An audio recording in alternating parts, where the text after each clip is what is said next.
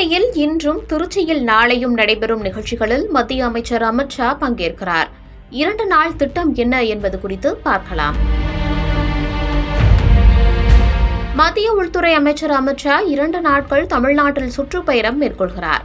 இதையொட்டி அந்தமான் தீவுகளின் தலைநகரான போர்ட் பிளேர் விமான நிலையத்திலிருந்து பாதுகாப்புத்துறைக்கு சொந்தமான விமானம் மூலம் புறப்பட்டு இன்று மாலை 4:55 திருச்சிக்கு வருகிறார்.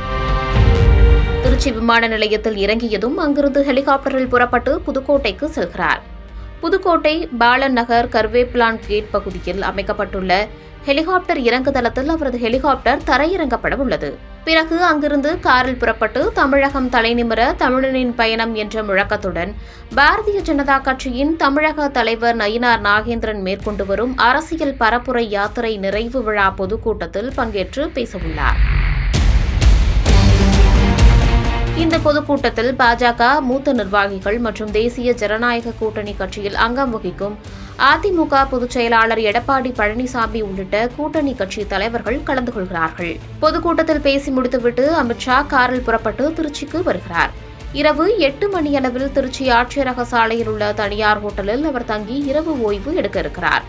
அதேபோல நாளை காலை 10 மணி அளவில் தனியார் ஹோட்டலில் இருந்து காரில் புறப்படும் அமித் ஷா ஸ்ரீரங்கம் அரங்கநாதர் கோவிலுக்கு சென்று சாமி தரிசனம் செய்கிறார்.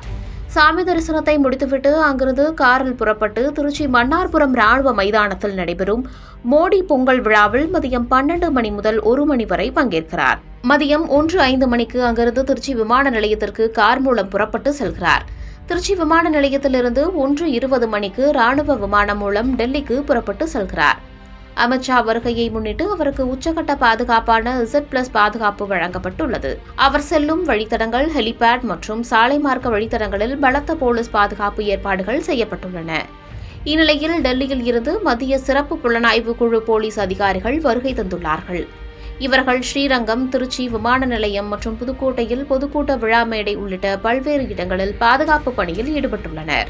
திருச்சி மன்னார்புரம் ராணுவ மைதானத்தில் நடைபெறும் மோடி பொங்கல் விழாவிற்கான ஏற்பாடுகள் தீவிரமாக நடைபெற்று வருகிறது. மைதானத்தில் 1008 பெண்கள் பொங்கல் வைக்கும் வகையில் ஏற்பாடுகள் செய்யப்பட்டு வருகிறது. மேலும் இங்கு பிரம்மாண்டமான மேடை அமைக்கப்பட்டுள்ளது.